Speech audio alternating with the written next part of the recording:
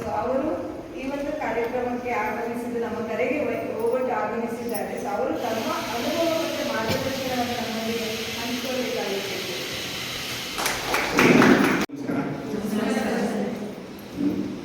ಸಮಗ್ರ ಶಿಕ್ಷಣ ಕರ್ನಾಟಕ ಮತ್ತು ಸ್ವತಾಲೀಮ್ ಫೌಂಡೇಶನ್ ಸಹಯೋಗದೊಂದಿಗೆ ಇವತ್ತೇನು ನಡೀತಾರೆ ಕಸ್ತೂರ್ಬಾ ಕಲಿಕಾ ಸಂಭ್ರಮ ಕಾರ್ಯಕ್ರಮ.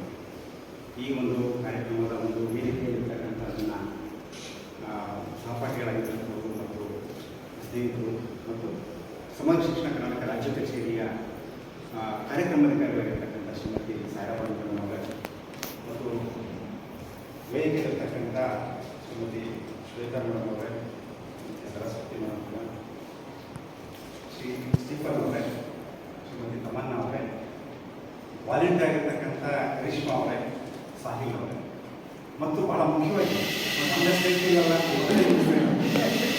ಭಾಳ ಮುಖ್ಯವಾಗಿರೋದು ತುಂಬ ಉತ್ಸಾಹದಿಂದ ಒಂದು ಆಸಕ್ತಿಯಿಂದ ಈ ಭಾಗಿಯಾಗಿರ್ತಕ್ಕಂಥ ನಮ್ಮ ವಿವಿಧ ಒಂದು ಕಸ್ತೂರ್ಬಾ ಗಾಂಧಿ ಬಾಲಿಕಾ ವಿದ್ಯಾಲಯ ಮತ್ತು ಕರ್ನಾಟಕ ಕಸ್ತೂರ್ಬಾ ಬಾಲಿಕಾ ವಿದ್ಯಾಲಯಗಳ ಒಂದು ನಿಲಯ ಪಾಲಕರು ವಾರ್ಡನ್ ಬಹಳ ಒಂದು ಅರ್ಥಪೂರ್ಣವಾದ ಒಂದು ಕಾರ್ಯಕ್ರಮವನ್ನು ಈ ವರ್ಷ ಪೂರ್ತಿ ನಮ್ಮ ಸ್ವತಾಲೀಮ್ ಮತ್ತು ಶಿಕ್ಷಣ ಕರ್ನಾಟಕ ಸಹಯೋಗದೊಂದಿಗೆ ಮಾಡಿರುವಂಥದ್ದು. ಬುನಾದಿ ಇಂಗ್ಲೀಷ್ ಮೊದಲನೇ, ಎರಡು ಲೈಫ್,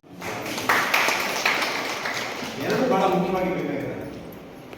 ಮತ್ತು ಈ ಕಾರ್ಯಕ್ರಮದಲ್ಲಿ ಭಾಗಿಯಾಗಿ ನೀವು, ಯಾಕಂದರೆ ನಿಮ್ಮ ಸ್ನೇಹಿತರು ಮಾತಾಡಿದ ನಾನು ಗಮನಿಸಿದೆ, ಭವ್ಯ ಅವರು ಮಾತಾಡೋದು, ಸುಶೀಲ ಅವರು ಮಾತಾಡೋದು, ಆಮೇಲೆ ಮನುಷ್ಯ ಅವರು ಮಾತಾಡೋದು, ಶಿವಮ್ಮ ಯಶೋಧ ಅವರು ಗಮನನೇ ವಾಚನ ಮಾಡೋದು ಅಲ್ವಾ, ತುಂಬ ಚೆನ್ನಾಗಿ. ಆಮೇಲೆ ಎಲ್ಲರೂ ನಿಮ್ಮ ಒಂದು ಪಾರ್ಟಿಸಿಪೇಷನ್ಗೆ ಈ ವರ್ಷದಲ್ಲಿ ನಿಮಗೆ ರೆಕಗ್ನಿಷನ್ ಆಗಿ ನಿಮಗೆ ಏನು ಪುರಸ್ಕಾರಗಳನ್ನು ಒಂದು ಮನ್ನಣೆಯನ್ನು, ಒಂದು ಅಪ್ರಿಷಿಯೇಷನನ್ನು ನಿಮಗೆ ಪಡೆದಿದೆ. ನಿಮ್ಮೆಲ್ಲರಿಗೂ ಮೊದಲು ನಾನು ಕಂಗ್ರ್ಯಾಚುಲೇಷನ್ಸನ್ನು ಯಾಕೆಂತಂದರೆ ಈ ಒಂದು ಏನು ಮಾತಾಡಿದರೆ ವಾರ್ಡನ್ನಾಗಿ ಮಾಡುವಂಥ ಕೆಲಸ ಏನಿದೆ ತುಂಬ ಸವಾಲಿನ ಕೆಲಸ, ತುಂಬ ಚಾಲೆಂಜಿಂಗ್ ಜಾಬ್.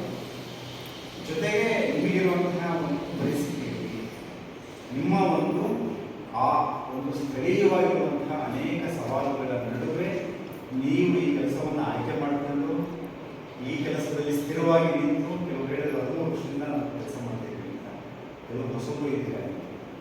ನಿಜಕ್ಕೂ ನಿಮ್ಮ ಒಂದು ಬದ್ಧತೆ ಇರಲಿಲ್ಲ, ನಿಮ್ಮ ಪಾಲ್ಗೊಳ್ಳುವಿಕೆ ಇದೆ. ಅದಕ್ಕೆ ನನ್ನ ಮೆಚ್ಚುಗೆ ಮತ್ತು ನನ್ನ ಒಂದು ಅಪ್ರಿಷಿಯೇಷನ್, ಆಲ್ ಅಪ್ರಿಷಿಯೇಷನ್ ಆಗಿದೆ.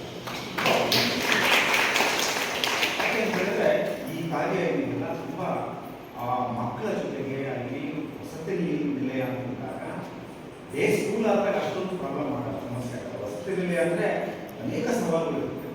ಕೆಲವು ವಿದ್ಯಾರ್ಥಿನಿಯರು ಅಲ್ಲೇ ಇರ್ತಾರೆ, ಅವ್ರ ಜೊತೆಗೇ ನೀವು ಇರಬೇಕಾಗುತ್ತೆ, ಅವ್ರ ಜೊತೆ ಒಡನಾಡಬೇಕಾಗುತ್ತೆ, ಅವರ ಆರೋಗ್ಯ ನೋಡ್ಕೋಬೇಕಾಗುತ್ತೆ, ಶಿಕ್ಷಣ ನೋಡ್ಕೋಬೇಕಾಗುತ್ತೆ, ಅವರ ವರ್ತನೆ ನೋಡ್ಕೋಬೇಕಾಗುತ್ತೆ, ಜೊತೆಗೆ ಅಲ್ವಾ, ಯಾವ ರೀತಿಯಾಗಿರ್ತಕ್ಕಂಥ ಎಲ್ಲ ಸಮಾಜದ ಗಮನ ಇಡೀ ಎಲ್ಲ ಒಂದು ರೀತಿ ನಿಮ್ಮನ್ನು ಗಮನಿಸ್ತಾ ಇದ್ದಾರೆ.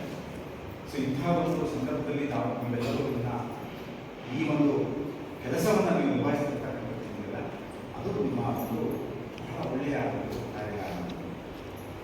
ಎರಡನೇದಾಗಿ ನಿಮ್ಮ ಈ ಕಲಿಕೆಗಳನ್ನು ನಾವು ಗಮನಿಸ್ತೇವೆ, ತುಂಬ ಚೆನ್ನಾಗಿ ಮಾಡಿದ್ದೀವಿ. ಅಲ್ಲದೆ ನಾವು ಕೆಲವು ಸಲಹೆಗಳನ್ನು ಕೊಟ್ಟೆ, ಅದನ್ನು ಯಾರೋ ನೀವು ಸಲಹೆಗಳನ್ನು ನೀವು ಸ್ಪೋರ್ಟಿವ್ ಆಗಿ ಕಾಟಿದ್ದೀರ ಅಂತ ಭಾವಿಸ್ತೀನಿ. ಕಾಟಿದ್ದೀರಾ?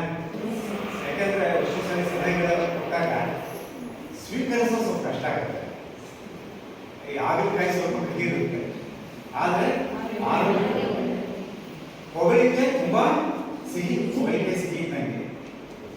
ಸಿಹಿ ಜಾಸ್ತಿ ತಿಂದರೆ ಆರೋಗ್ಯ, ಉಪ್ಪು ಭಾಳ ರುಚಿ ಆದ್ನಲ್ವಾ. ಈ ಹೊಗಳಿಕೆ ಉಪ್ಪಿಗೆ ಮತ್ತೆ ಸಿಹಿಗೆ ಉಳಿಸಿ ಎರಡೂ ಒಳ್ಳೆಯದೇ, ಭಾಳ ಚೆನ್ನಾಗಿರುತ್ತೆ ತಿನ್ನಲಿಕ್ಕೆ, ಆದರೆ ಆರೋಗ್ಯ ಬರುತ್ತೆ. ಹೊಗಳಿಕೆನೂ ಅಷ್ಟೇ, ನಾನು ಅದನ್ನು ಮಾಡೋದಕ್ಕೆ ತುಂಬ ಚೆನ್ನಾಗಿದೆ ನೀವು ಅಂತೇಳಿ ನಿಮ್ಮನ್ನೆಲ್ಲ ಬಯಸ್ತೀವಿ. ಸ್ವಲ್ಪ ನಾವು ನಿಮಗೆ ಸಲಹೆಗಳನ್ನು ಕೊಡ್ತೀವಿ. ಭಾಳ ಮುಖ್ಯವಾದ ಸಲಹೆ ಏನು ಅಂದರೆ, ನಿಮ್ಮ ಒಂದು ಕಲಿಕೆಯಲ್ಲಿ ಸ್ಟೀರಿಯೋಟೈಪ್ ಕೂಡ ಅಲ್ಲ, ಸ್ಟೀರಿಯೋಟೈಪ್ ಅಂದರೆ ಒಂದೇ ರೀತಿ ಇರುವಂತಹ ಒಂದು ಪ್ರದರ್ಶನಗಳು ಬೇಡ. ಒಂದೇ ರೀತಿ ಇರುವಂಥ ಅಂದರೆ ನಾವು ನಮ್ಮ ಪ್ರದರ್ಶನ ಹೇಗಿರುತ್ತೆ, ಬರೀ ಚಾರ್ಟ್ಸ್ ಮುಂದೆ ಇರುತ್ತೆ ಅಲ್ವಾ, ಚಾರ್ಟ್ಸ್ ಮುಂದೆ ಇರುತ್ತೆ, ಅದನ್ನು ಬರೆದಿರುವಂಥವ್ರು ಯಾರೋ ಟೀಚರ್ಸೇ ಬರ್ತಿದ್ರು, ತಪ್ಪು ಅಂತ ಹೇಳಲ್ಲ. ಬಹಳ ಮುಖ್ಯವಾಗಿ ಏನು ಅಂದರೆ ಒಂದು ಕಲಿಕೆಯ ಇಂತಹ ವೇದಿಕೆಗಳಲ್ಲಿ ನಿಮಗೆ ಅವಕಾಶ ಇದೆ. ಏನು ಅವಕಾಶ ಅಂದರೆ ನಿಮ್ಮ ವಿದ್ಯಾರ್ಥಿನಿಯ ಪ್ರತಿಭೆಯನ್ನ ಕಲಿಕೆಯನ್ನ ಪ್ರದರ್ಶಿಸುವಂತಹ ಬಹಳ ಅಮೂಲ್ಯವಾದ ಅವಕಾಶ. ಯಾಕಂದರೆ ಕಸ್ತೂರ್ಬಾ ಗಾಂಧಿ ಬಾಲಿಕಾ ವಿದ್ಯಾಲಯ ಶಾಲೆಗಳಂದ್ರೆ ಮೇಡಮ್ ಮಾತಾಡ್ತಾರೆ, ಹೇಳಿದ್ರು ಡಾಕ್ಟರ್ಗಳಾಗಿದ್ದಾರೆ, ಇಂಜಿನಿಯರ್ಸ್ ಆಗಿದ್ದಾರೆ, ಗಗನ ಶಿಕ್ಷಕರಾಗಿದ್ದಾರೆ. ಎಷ್ಟು ಖುಷಿ ಆಗುತ್ತಲ್ವಾ? ಕಲಿಯುವ ಹಾದಿಯನ್ನೇ ಅವರೇ ಮಾಡಿರೋಂಥದ್ದನ್ನು ನೀವು ಪ್ರದರ್ಶನ ಮಾಡಿದ್ರೆ ನಿಜಕ್ಕೂ ಅದೊಂದು ಒಳ್ಳೆಯ ವೇದಿಕೆ ಆಗುತ್ತೆ. ಆ ದೃಷ್ಟಿಯಿಂದ ನೋಡಿದಾಗ ತುಂಬ ಪರ್ಫೆಕ್ಟ್ ಆಗಿರಬೇಕು ಅಂತ ಬೇಡ. ಪರ್ಫೆಕ್ಟ್ ಅಂದರೆ ಯಾಕಂದ್ರೆ ನಾನು ಪ್ರದರ್ಶನದಲ್ಲಿ ತುಂಬ ಚೆನ್ನಾಗಿರ್ಬೇಕಲ್ಲಿ ನಮ್ಮ ಯೂಶಲ್ ಆಗಿರುತ್ತೆ. ಶಿಕ್ಷಕರಿಗೆ ಏನಿರುತ್ತೆ ಅಂದರೆ ನಾನು ಸ್ಟೇಟ್ ಲೆವೆಲ್ಗೆ ಹೋಗ್ತಾ ಇದ್ದೀನಿ, ಎಲ್ಲರಿಗೂ ಎಕ್ಸಿಬಿಟ್ ಮಾಡ್ತಾ ಇದ್ದೀನಿ, ತುಂಬ ಚೆನ್ನಾಗಿರ್ಬೇಕು. ಅದು ಹಾಗೇನು ಅಲ್ಲ. ಮಕ್ಕಳು ಸ್ವಲ್ಪ ತಪ್ಪಿರೋದು ಬೇಡ, ತಪ್ಪಿದ್ದು ಬೇಕಾದ್ರೆ ಸರಿ ಮಾಡಲಿಕ್ಕಾಗಲ್ಲ. ಬರೆದು ಒಂಚೂರು ಎಲ್ಲರೂ ನಿಲ್ಲಿಸಿದ್ರೆ ಹಾಗೆ ಇರಲಿ. ಆ ಸ್ವಂತಿಕೆಯನ್ನು ನಾವು ತೋರಿಸ್ಬೇಕಾಗುತ್ತೆ, ಪ್ರದರ್ಶಿಸಬೇಕಾಗುತ್ತೆ. ಅದರಿಂದ ನಾವು ಇಲ್ಲಿ ಮುಖ್ಯವಾಗಿ ನೀವು ಪ್ರದರ್ಶಿಸಬೇಕಾಗಿರೋದು ಏನು ಅಂತಂದರೆ, ಕಳೆದ 1 ವರ್ಷದಲ್ಲಿ ಈ 2 ಕಾರ್ಯಕ್ರಮ ಯುಗಾದಿ ಇಂಗ್ಲಿಷ್ ಮತ್ತು ಲೈಫ್ ಸ್ಕಿಲ್ಸ್, ಇದರಿಂದ ನೀವು ತಗೊಂಡಂಥ ಅನುಭವ ಏನು, ಮಕ್ಕಳು ಕಲಿತಂಥ ಅನುಭವ ಏನು, ಇದನ್ನು ನೀವು ಎಕ್ಸಿಬಿಟ್ ಮಾಡಿ ಪ್ರದರ್ಶಿಸಬೇಕು. ನೋಡಿ, ಇದು ಈ ರೀತಿಯ ಲಾಭ ಆಯ್ತು ನಮಗೆ ವಿತ್ ಸ್ಪೆಸಿಫಿಕ್ ಎಕ್ಸಾಂಪಲ್ಸ್. ನಾವೇನು ಮಾಡ್ತೀವಿ, ಜನರಲ್ ಆಗಿ ಹೇಳ್ತೀವಿ. ನಾನು ಇಲ್ಲೇ ಚರ್ಚೆ ಮಾಡಬೇಕಾದ್ರೂ ಅಷ್ಟೇ, ನಮ್ಮ ಟೀಚರ್ಸ್ಗೆಲ್ಲ ಬಿಟ್ಬಿಟ್ರೆ ನಾವೆಲ್ಲ ಹೆಂಗೆ ಅಂದರೆ, ನಾನಿರ್ಬೋದು, ಮೇಡಮ್ ಇರ್ಬೋದು, ನೀವು ಇರ್ಬೋದು, ಎಜುಕೇಷನ್ ಡಿಪಾರ್ಟ್ಮೆಂಟ್ ನಾವೇ ಮಾತಾಡೋದೆಲ್ಲ ಚೆನ್ನಾಗಿ ಮಾತಾಡ್ತೀವಿ ಅಲ್ವಾ? ಗಂಟೆ ಹೊಡೆದ ಮೇಲೆ ನಿಲ್ಸೋದು ನಾವು ಅಲ್ವಾ? ನಿಲ್ಸೋದೇ ಇದೆ. ಆದರೆ ಸ್ಪೆಸಿಫಿಕ್ ಆಗಿ ಮಾತಾಡೋದು, ನಿರ್ದಿಷ್ಟವಾಗಿ ಇಂಥ ಹೋಗಿ ಈ ಥರದ ವಿಷಯದಲ್ಲಿ ಇಂಥ ದಿವಸ ಈ ರೀತಿಯ ಚಟುವಟಿಕೆಯನ್ನು ಮಾಡಿದ್ದಾರೆ, ಇದರಿಂದ ಈ ರೀತಿ ಲಾಭ. ಇದು ನಮಗೇನಾದರೆ ಸ್ಪೆಸಿಫಿಕ್ ಎಕ್ಸಾಂಪಲ್ ಜನರಲ್ಲೂ ಕೊಡಬೇಕು, ಸ್ಪೆಸಿಫಿಕ್ ಈ ಹಾಲು ತುಂಬಿ ಪರವಾಗಿಲ್ಲ. ಸ್ವತಃ ಫೌಂಡೇಶನ್ ಜಾಗ ಇಲ್ಲ ಅಂತ ಇಷ್ಟೊಂದು ಬಂದಿದ್ದಾರೆ.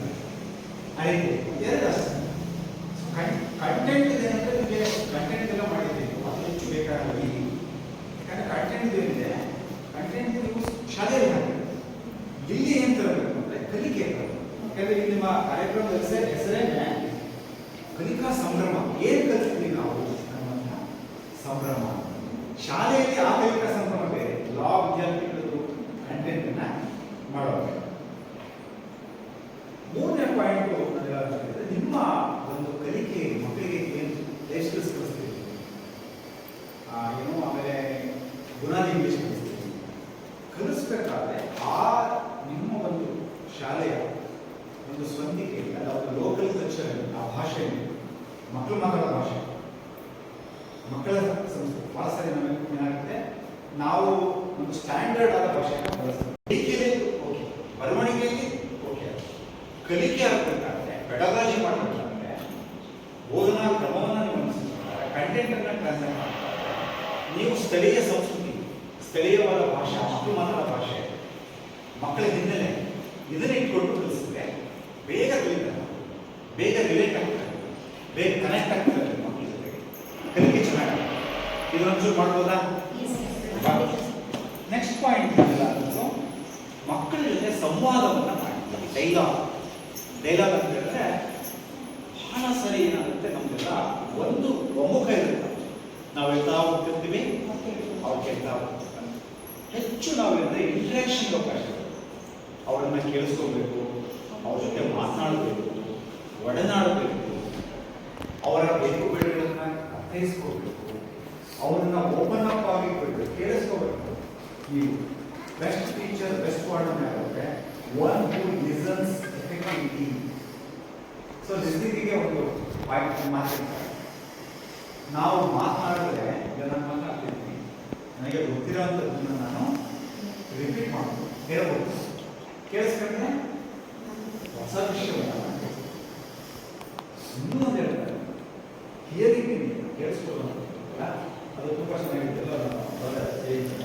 When you listen, you not only hear them, you heal them. Heal them ಅಂದರೆ ಅವರನ್ನು ವಾಸಿ ಮಾಡ್ತೀರ.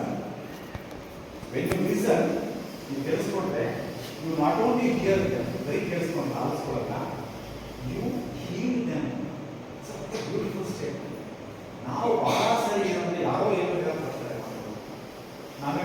ಜಂಪ್ ಇಟ್ಟು ಕನ್ಕ್ಲೂಷನ್ಸ್. ನೀನು ಅಂತ ಹೇಳ್ಬೇಡ, ನಾವು ಮಾತಾಡೋಕ್ಕೆ ಅವಕಾಶನೇ ಕೊಡ. So when we are blocking, ನಮಗೆ ಗೊತ್ತಿರಲ್ಲ, ನಮಗೆ ಅದು ಕಾನ್ಷಿಯಸ್ ಮಾಡೋದು ಅನ್ಕಾನ್ಷಿಯಸ್ ಮಾಡೋದು. ಏನು ಮಾಡ್ತಾರೆ ಇವ್ರಿಗೆ ಗೊತ್ತಿರುತ್ತೆ, ಇವರಿಗೆ ಯಾರಿಗೆ ಮಕ್ಕಳಿಗೆ ಅಂತ ಆ ಭಾವನೆ ಇರುತ್ತೆ. ಆದರೆ ಮಕ್ಕಳಿಗೆ ಗೊತ್ತಿರೋಷ್ಟು ನಾಲೆಡ್ಜ್ ನಮಗೆ ಇರಲ್ಲ. ನಮ್ದು ಏನಿದ್ರು ಒಂದು ಫಿಕ್ಸ್ಡ್ ನಾಲೆಡ್ಜ್. ಇವಾಗ ನಾನೇನೋ ಈಗ ಮಾತಾಡ್ತಿದ್ದೆ, ಒಂದಷ್ಟು ಟಿಪ್ಪಣಿ ಮಾಡ್ಕೊಂಡು ನೀವು ಗೊತ್ತಿರೋ ಮಾತಾಡೋದು.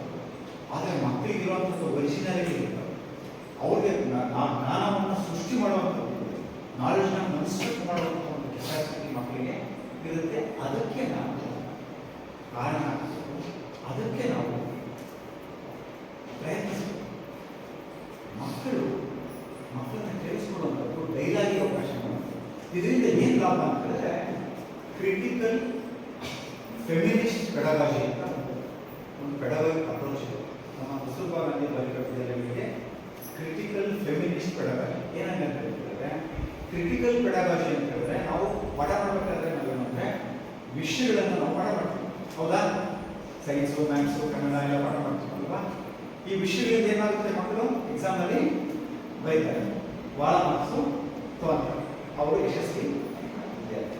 ಅದು ಹಾಗಲ್ಲ. ಶಿಕ್ಷಣ ಯಾವುದು ಅಂತಂದರೆ, ನಾವು ನಮ್ಮ ಬೋಧನಾ ಕ್ರಮ ಯಾವುದು ಅಂತಂದರೆ ಮಕ್ಕಳನ್ನ ವಿಮರ್ಶಾತ್ಮಕವಾಗಿ ಆಲೋಚನೆ ಮಾಡ್ತಾ ಇರೋದು, ಕ್ರಿಟಿಕಲ್ ಆಗಿ ಥಿಂಕ್ ಮಾಡ್ತಾ ಇರೋದು.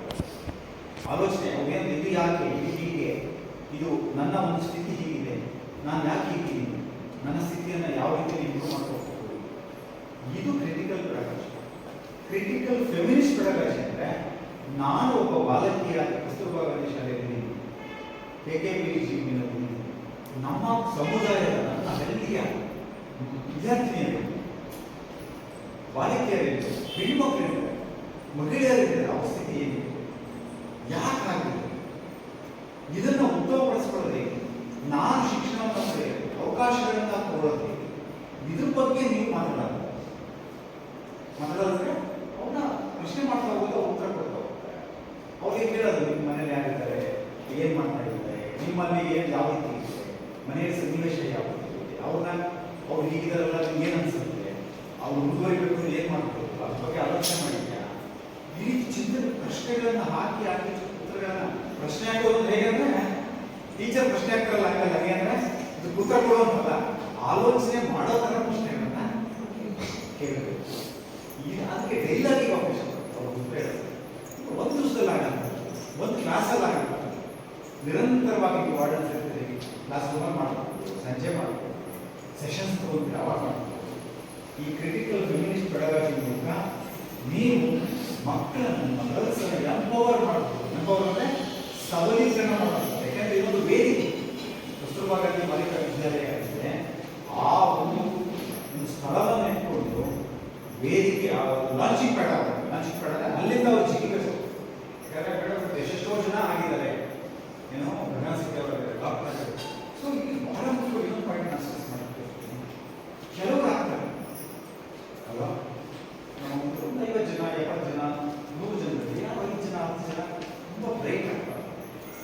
ಆದರೆ ಉಳಿದವರು ನಿಮ್ಮ ತರಗತಿ ಕ್ಲಾಸಲ್ಲಿ ಕೇಳಿದಾಗ 40 ಜನ ಚೆನ್ನಾಗಿದ್ದಾರೆ, ಉಳಿದವರಿಗೂ ಅಷ್ಟಿಲ್ಲ.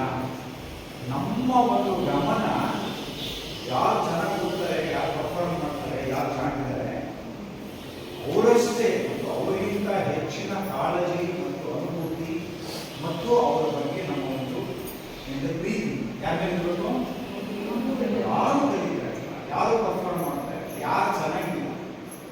ಪ್ರಪಂಚ ಎಲ್ಲ ಬ್ಯೂಟಿ ಕಡೆಗಿದೆ, ಯಾರು ಬ್ಯೂಟಿಫುಲ್ ಇದಾರೋ, ಯಾರು ಹ್ಯಾಂಡ್ಸಮ್ ಇದಾರೋ ಅವ್ರ ಕಡೆ ನೋಡ್ತಾರೆ ಅಲ್ವಾ, ಯಾರು ಬುದ್ಧಿವಂತಿದಾರೋ ಅವ್ರ ಕಡೆ ಗಮನಿಸ್ತಾರೆ. ಆದರೆ ನಾವುಗಳು ಯಾರು ಬುದ್ಧಿವಂತರು, ಶಿಕ್ಷಣ ಪಡೆದವರು ಯಾರಿಗೆ ಇರಬೇಕು ಅಂದರೆ, ಯಾರಿಗೆ ಸೌಂದರ್ಯ ಇದೆ, ಯಾರಿಗೆ ಅನಾನುಕೂಲ ಇದೆ, ಯಾರು ಅಷ್ಟೊಂದು ಜಾಣಗಾರ, ಅವರ ಜೊತೆ ನಿಲ್ಲಬೇಕು, ಅವ್ರಿಗೆ ಅವಕಾಶ ಕೊಡಬೇಕು, ಅವರನ್ನು ನಾವು ಅವ್ರಿಗೆ ಪ್ರೀತಿ ಕೊಡಬೇಕು, ಅವ್ರಿಗೆ ಅವಕಾಶ ಕೊಡಬೇಕು, ಅವ್ರ ಜೊತೆ ಒಡನಾಡಬೇಕು. ಅವಾಗೇನಾಗುತ್ತೆ, ಅವರು ಅವಾಗೇನಾಗುತ್ತೆ, ಇಡೀ ಕಸ್ತೂರ್ಬಾ ಗಾಂಧಿ ಬಾಲಿಕಾ ವಿದ್ಯಾಲಯ ನಮ್ಮ ಸಮಾಜ ತುಂಬ ಚೆನ್ನಾಗಿ ಡೆವಲಪ್ ಆಗ್ತದೆ, ಒಂದು ಆರೋಗ್ಯಕರ ಸಮಾಜ. ನಾವು ಭಾಳ ಯೂಶಲಾಗಿ ಏನಾಗ್ತದೆ, ನಾವೆಲ್ಲ ಇರೋದ್ರಲ್ಲಿ ಸಕ್ಸಸ್ ಕಡೆ ಇರ್ತೀವಿ. ನಾವು ನೋಡಿ 10th standard result, PUC result, ಅದು ಯಾವ IAS ರಿಸಲ್ಟ್ ಬಂದಾಗ ಎಲ್ಲ ಕಂಗ್ರ್ಯಾಚುಲೇಟ್ ಮಾಡ್ತಾರೆ. ಯಾಕೆ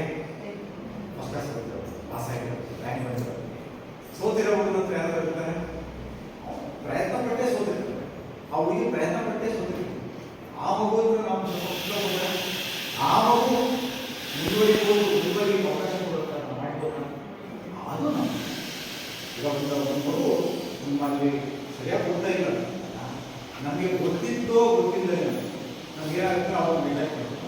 ನಿಜನಾ? ಮಾಡೇ ಮಾಡ್ತೀವಿ. ಅದನ್ನು ನಾವು ಪದೇ ಪದೇ ಚೆಕ್ ಮಾಡ್ಕೋಬೇಕು. ಏನು ಚೆಕ್ ಮಾಡ್ಕೋಬೇಕು? ನಾನು ಯಾರನ್ನ ನೆಗ್ಲೆಕ್ಟ್ ಮಾಡ್ತಾ ಇದ್ದೀನಿ, ಅದು ನಮ್ಮ ರಿಫ್ಲೆಕ್ಷನ್ ಅಂತ, ಅದು ನಮಗೆ ಕಟ್ಟಬೇಕು. At the end of the day ಇದು ಅಲ್ಲ, ಇದು ತಪ್ಪು ನಾನು ಈ ಮಗುವಿಗೆ ಹೆಚ್ಚು ಇವರಿಗೆ ಪ್ರೀತಿ ಕೊಟ್ಟರೆ ಇವ್ರ ಮನೆಗೆ ಈ ಮಗುವಿಗೆ ಅಪಾರ ಪ್ರೀತಿ ಕೊಡಬೇಕು, ಈ ಮಗುವಿಗೆ ಅವಕಾಶ ಕೊಟ್ಟರೆ ಈ ಮಗುವಿಗೆ ಹೆಚ್ಚು ಅವಕಾಶ ಕೊಡಬೇಕು. ಈ ದೃಷ್ಟಿಯಲ್ಲಿ ನಾವು ಕೆಲಸ ಮಾಡ್ಬೋದಾ? ಇದು ನನ್ನ ಮಾಡ್ಬೋದಾ? ಸಾಧ್ಯ ಇದೆಯಾ? ಸರ್ ಸೊ ಇನ್ನ ಭಾಳ ಅಕ್ಸೆಪ್ಟೆನ್ಸ್ ಅಕ್ಸೆಪ್ಟೆನ್ಸ್ ಅದೇ ಇದರಲ್ಲೇ ಬರುತ್ತೆ. ಮನ್ನಣೆ ಆ ಮಗು ಹೇಗಿದ್ರೂ ಅಕ್ಸೆಪ್ಟ್ ಮಾಡೋದು.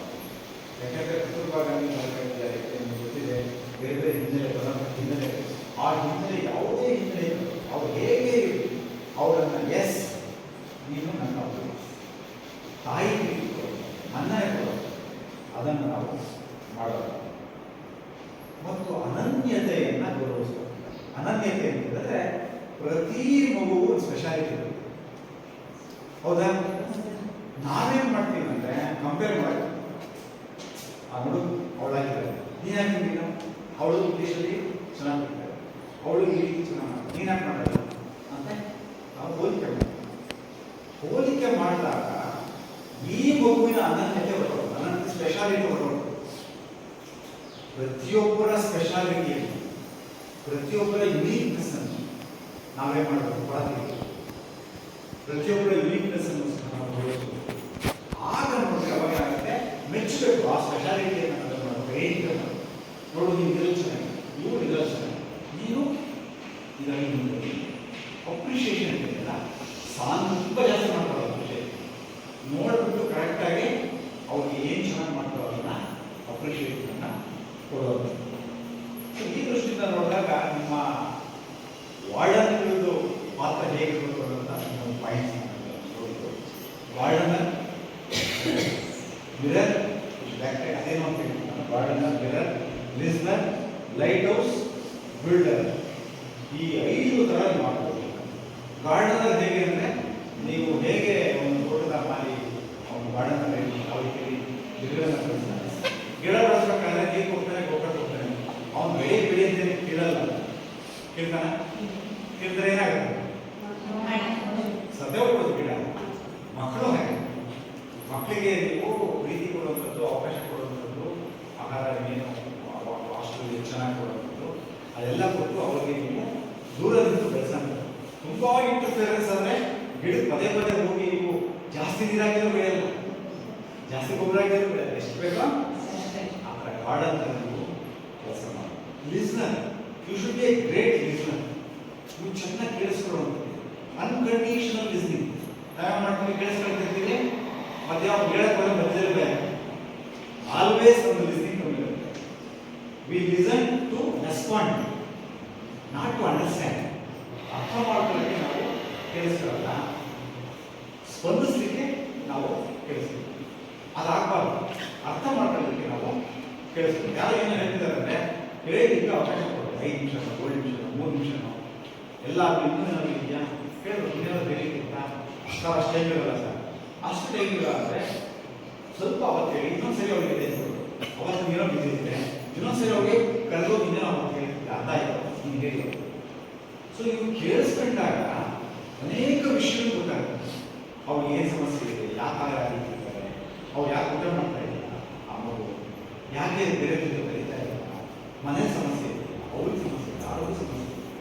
ನೀವು ಕೇಳಿಸ್ಕೊಳ್ಳಲ್ಲ ಯಾವ ಸಮಸ್ಯೆಗಳು ಗೊತ್ತಾಗ ಅದನ್ನು ನೀವು ತಿಳಿಸ್ಕೊಳ್ಬೇಕು. ಎರಡನೇದು, ನೀವು ಮಿರರ್ ಥರ ಇರುತ್ತೆ. ನೀವು ಮಿರರ್ ಅಂದರೆ you are mirror of, you should be mirror of possibilities. ಸಾಧ್ಯತೆಗಳ ಕನ್ನಡಿ.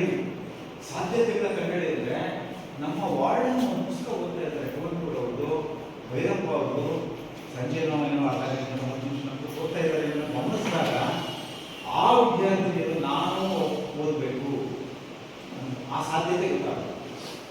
ನನ್ನ ವಾರ್ಡನ್ ತುಂಬ ಮೃದುವಾಗಿ ಮಾತಾಡ್ತಾರೆ, ಮಾಡಿದ್ರು ಕ್ಷಮಿಸ್ತಾರೆ. ಹೌದು, ನಾವು ಸಹ ಕ್ಷಮಿಸಬೇಕು ಅನ್ನೋದು ಅವರಿಗೆ ಆ ಸಾಧ್ಯತೆ ಗೊತ್ತಾಗ್ತದೆ. ತುಂಬಾ ಮೃದುವಾಗಿ ಮಾತಾಡ್ತಾರೆ, ಅದು ಸಹ ಅವರಿಗೆ ಈ ಸಾಧ್ಯತೆಗಳಿದೆಯಲ್ಲ, ನಿಮ್ಮೊಳಗೆ ಈ ಸಾಧ್ಯತೆಗಳೆಲ್ಲ ಅವರು ಕಂಡುಕೋಬೇಕು. ಯಾರು? ಸೊ ಆ ರೀತಿಯ ಮಿರರ್ ನೀವು ಆಗ್ಬೇಕು. ನೀವು ಒಂದು ಲೈಟ್ ಹೌಸ್ ಆಗಬೇಕು. ಲೈಟ್ ಹೌಸ್ ಅಂದ್ರೆ ಏನು?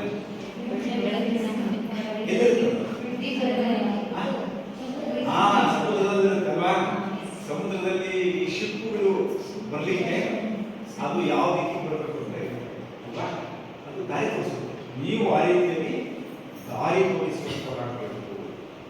ಎರಡನೇದು ಬಿಲ್ಡರ್, ಇನ್ನೊಬ್ಬ ನಿರ್ಮಾತೃ. ಅದಕ್ಕೊಂದು ಚಿಕ್ಕದೊಂದು ಹಿಲ್ ಸ್ಟೇಷನ್ ಕಥೆ ಇರ್ತಾರೆ. ಒಬ್ಬರು ಇಟ್ಟಿಗೆ ತಗೊಂಡು ಹೋಗ್ತಾ ಇರ್ತಾರೆ ಎಲ್ಲ ಬಹಳಷ್ಟು.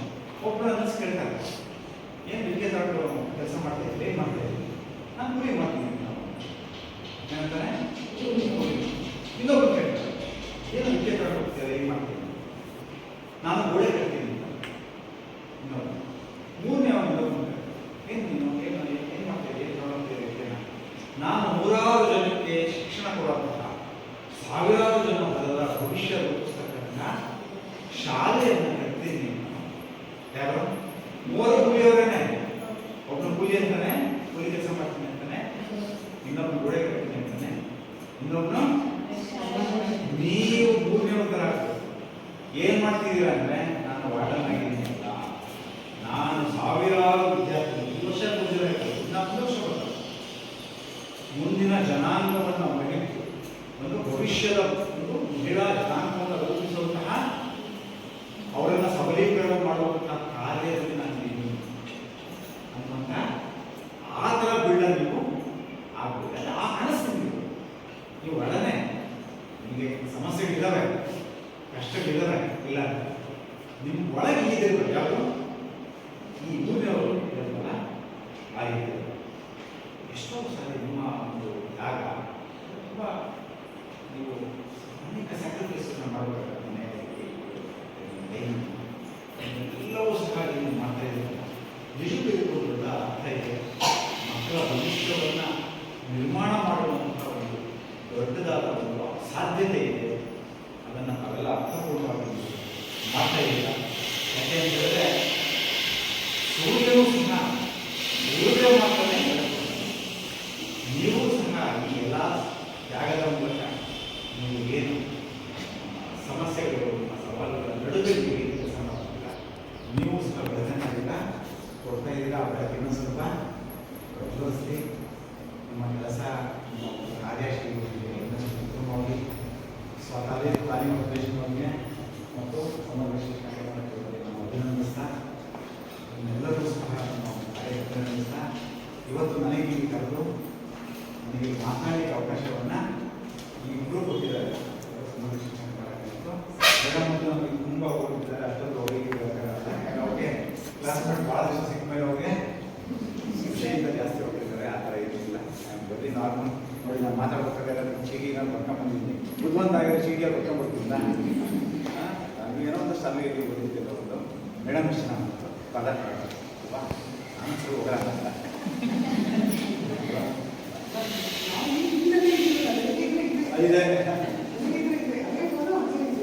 ಸೊ ಈ ದೃಷ್ಟಿಯಲ್ಲಿ ನಾನು ಸಮಗ್ರ ಶಿಕ್ಷಣ ಮತ್ತು ತಮ್ಮೆಲ್ಲರೂ ಸಹ ಒಂದು ಮತ್ತು ಇಡೀ ಸ್ವಾತಂತ್ರ್ಯ ಸಂಸ್ಥಾ ಒಂದು ಏನು ಸ್ನೇಹಿತರೆ ರಘು, ನನಗೆ ರಘು ರಾಮಾನಂದ ಅವರಿಗೆ ಈ ಬರ್ಲಿಕ್ಕಾಗಲ್ಲ, ಅವ್ರನ್ನೂ ಸಹ ನಾಮಿಸ್ಕೊಂಡು ಅವ್ರಿಗೆ ಒಂದು ಅಕ್ನಾಲೇಜ್ ಮಾಡ್ತಾ ಅವ್ರಿಗೆ ನಮ್ಮ ಚಪ್ಪ ಹೊಡಿಸ್ಕೊಡೋದು.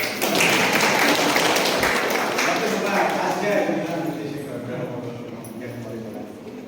ಎಕ್ಸಲೆಂಟ್. ಇಲ್ಲೇ ನನಗೆ ಅರೈನಲ್ಲೇ ಅವ್ರನ್ನ ಭೇಟಿಯಾಗಿದ್ದೆ. ಸಮುದ್ರ ರಿಪೋರ್ಟ್ ಮಾಡ್ಕೊಂಡು 2 ದಿವಸದಲ್ಲಿ ನಾವು ಕಾರ್ಯಕ್ರಮದಲ್ಲಿ ಭಾಗಿಯಾಗಿದ್ದೆ. ನನ್ನ 2 ಪುಸ್ತಕಗಳನ್ನು ಅವ್ರಿಗೆ, ನಾನು ಬರೆದಿರೋ ಪುಸ್ತಕಗಳನ್ನು ಅವ್ರಿಗೆ ಕೊಡ್ತೇನೆ. ಮತ್ತೊಂದು ಅವಕಾಶ ಸಿಗ್ತದೆ ಭೇಟಿಯಾಗಿ. ಸೊ ಅವ್ರನ್ನೂ ಸಹ ನಾನು ಹೊಂದಿಸ್ತಾ ಅವರ ಉಪಸ್ಥಿತಿಯಲ್ಲಿ ಅವರಿಗೆ ನಾಮಿಸ್ತಾ, ತಮ್ಮೆಲ್ಲರೂ ಸಹ ಬಹಳ ಶಾಂತವಾಗಿ ಕೇಳಿದ್ದೀರಿ. ಏನೋ ಬೇಸರ ಏನಾದರೂ ಆಯ್ತಾ? Thank you so much.